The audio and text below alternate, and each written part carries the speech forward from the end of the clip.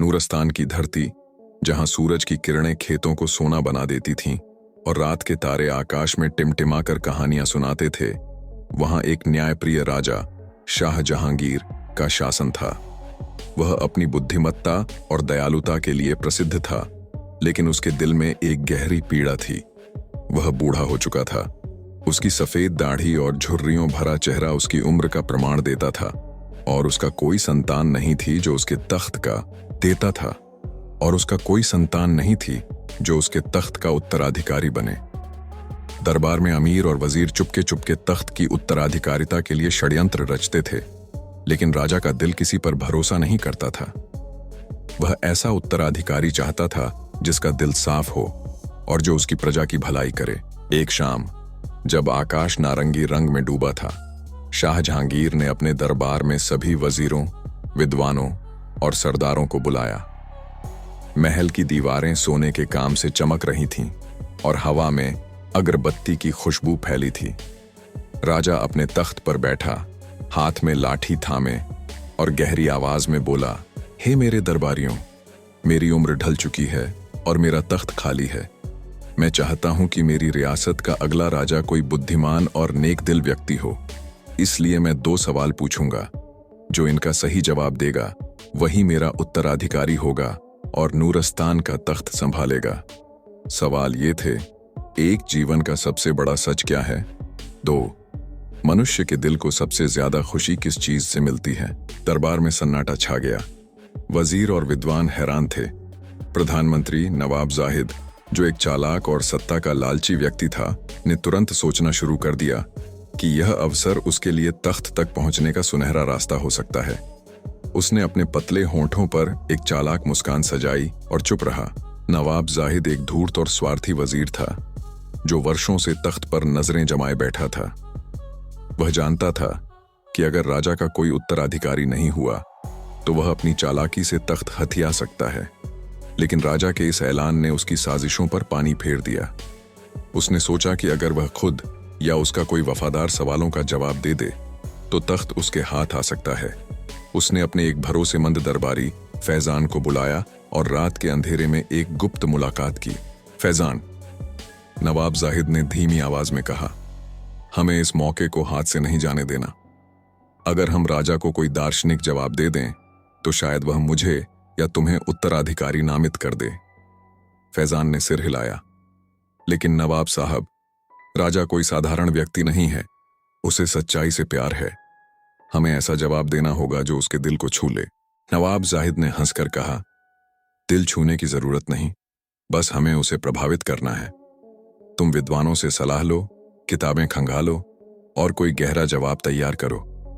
अगर तुम नाकाम हुए तो मैं अपने बेटे को दरबार में पेश करूंगा।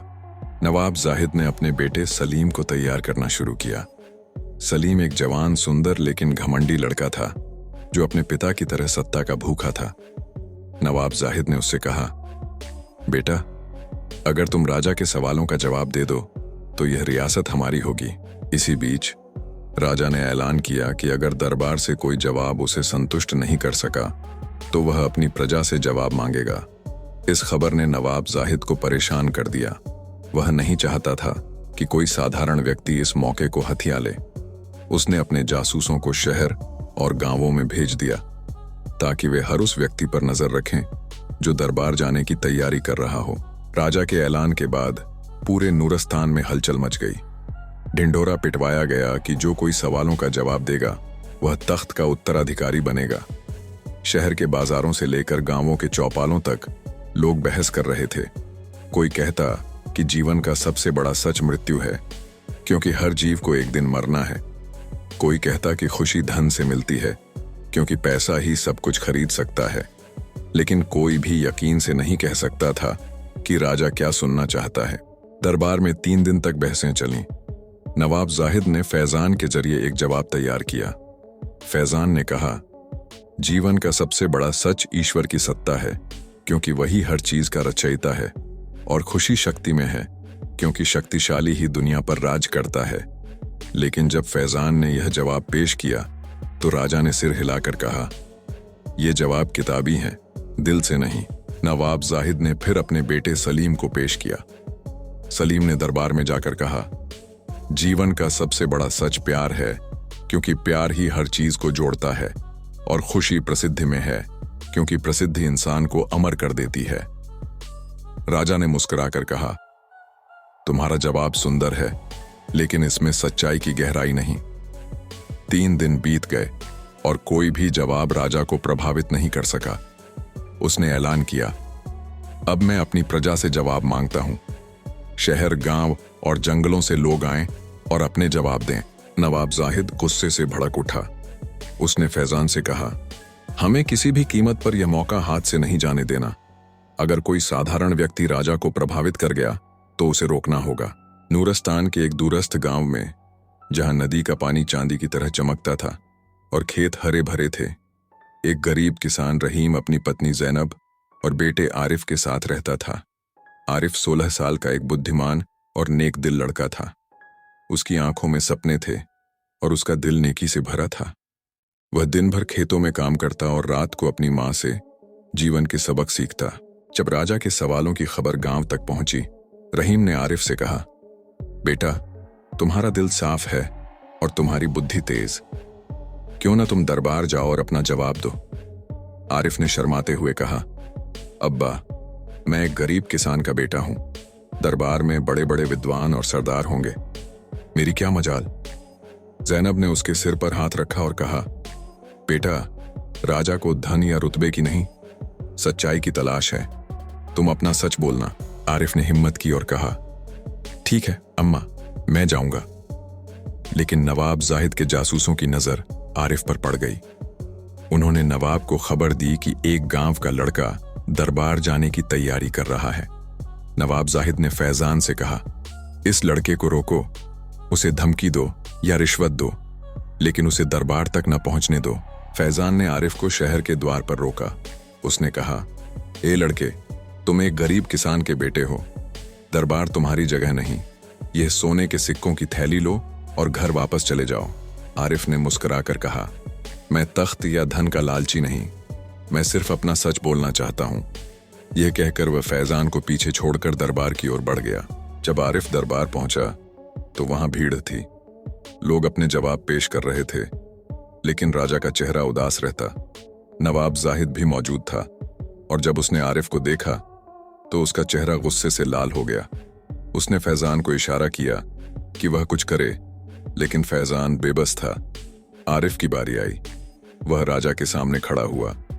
उसके साधारण कपड़ों पर मिट्टी लगी थी, लेकिन उसकी आंखों में एक अजीब सी चमक थी। राजा ने पूछा, युवक, तुम्हारा नाम क्या है और तुम्हारा जवाब क्या है? आरिफ ने गहरी सांस ली और कहा, हुजूर, मेरा नाम आरिफ है। मैं एक गरीब किसान का बेटा हूं।